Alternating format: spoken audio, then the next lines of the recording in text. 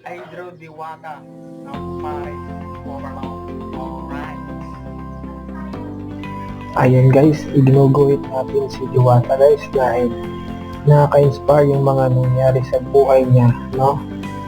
Sa kabila ng mga pinagdaanan niya, is yun ay nalagpasan niya. Hindi mo akalain na ngayon nakapagtayo na siya ng sarili niyang parisan, no?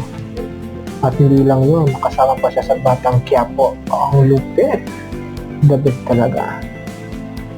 Kaya huwag natin siyang siraan guys, no? Dahil lang sa mga nagawang may mga nakikita kayong mali, huwag naman gano'n. Huwag natin hayaan na siraan natin yung taong abuti naman yung ginagawa niya.